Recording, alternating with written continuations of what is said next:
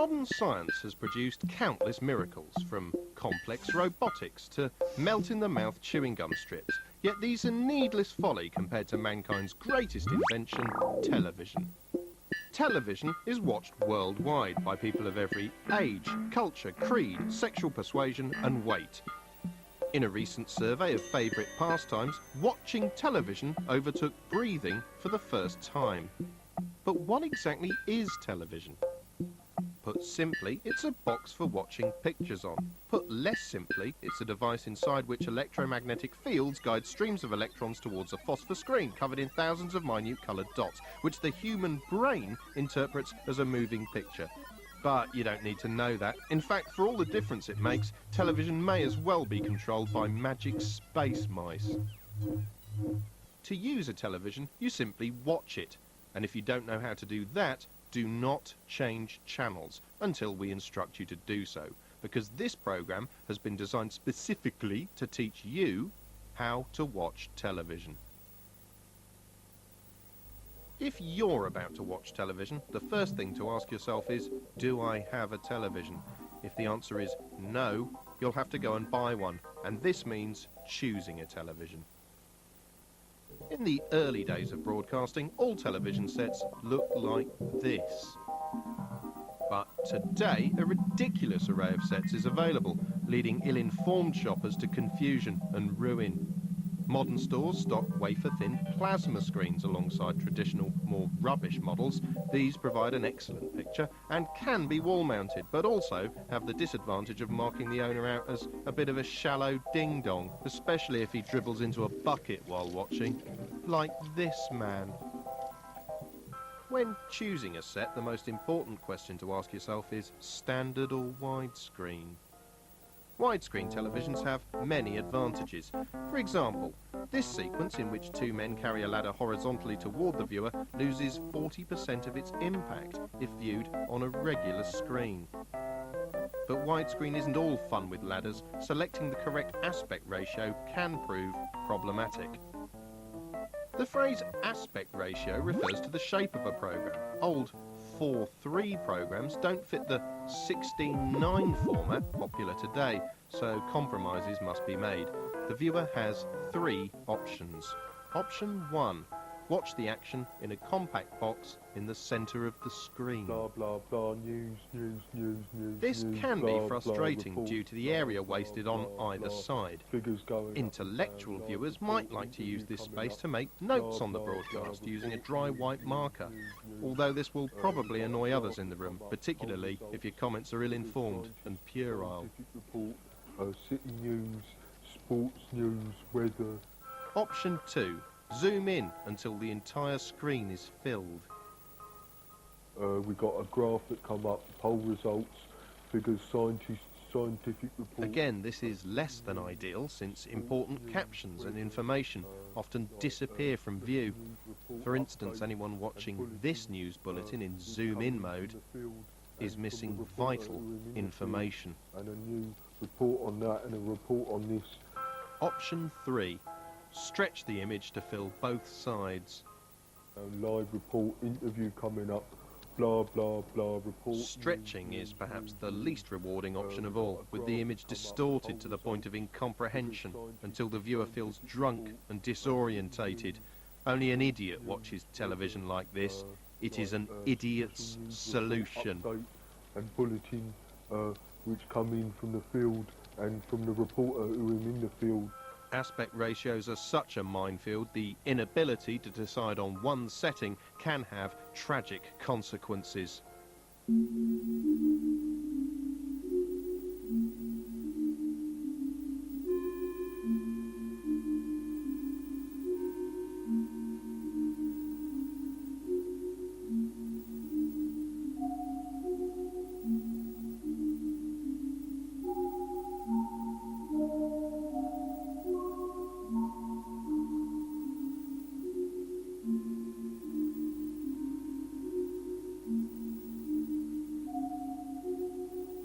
Fortunately, since most modern broadcasts are widescreen from birth, both standard format televisions and violent rampages are now obsolete. Next, decide where to place your set. Ideally, your television should be situated in a position from which it can cheerfully dominate your entire living quarters. Once it's positioned, reposition everything else in the room to leave a clear path to the set. Next, limit your desire to leave the room by scattering food and drink within arm's reach and installing basic toiletry facilities at the foot of your seat. The prominence given to television in your daily life speaks volumes, so choose wisely. Meet Piers and Brian. Brian has a widescreen television dominating his living room, with large speakers on either side. His home is the static equivalent of a theme park ride, whilst Piers has chosen to emphasise how unimportant television is to his life by deliberately buying a small 14-inch set and hiding it in the corner. Which is the fool? The answer is Piers, because he's a pseudo-intellectual called Piers. He also has a crick in his neck caused by a lifetime spent sitting at an awkward angle, squinting at the late review on his tiny box. If Piers were to visit Brian's home and enjoy Krzysztof Kieslowski's Three Colours trilogy on Brian's surround sound home cinema system, he would soon see the error of his ways. But this is unlikely to happen for two reasons. Firstly, because Brian doesn't have the Three Colours trilogy in his DVD collection, which largely consists of porn hidden behind pirated Hollywood blockbusters. And secondly, because Brian and Piers don't really get on. Once your television is positioned, you'll need to choose a programme. Deciding what to watch isn't easy, but just as connoisseurs choose a wine that suits their meal, astute viewers select programmes that complement their mood. For instance, if you're sad, a light entertainment show may lift you from the doldrums, and if you're happy, watching a news bulletin will help bump you back down to reality, until it's time for the next light entertainment show, and so on. This is known as infinite distraction. Regulating your mood using infinite distraction will help you maintain the correct level of intellectual blankness necessary for prolonged periods of viewing. We'll learn more about infinite distraction later. First, let's examine the listings.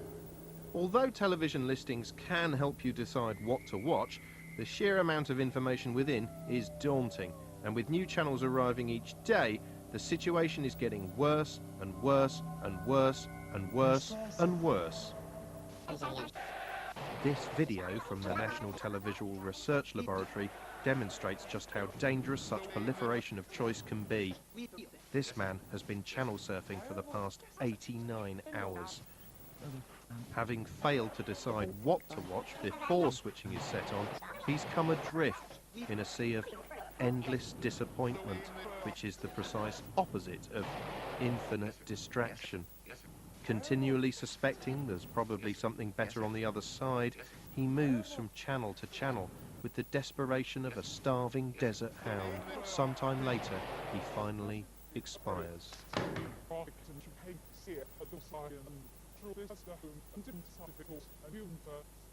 This is why using listings wisely is important. You should select a program in advance and stick to it, regardless of what's on the other side.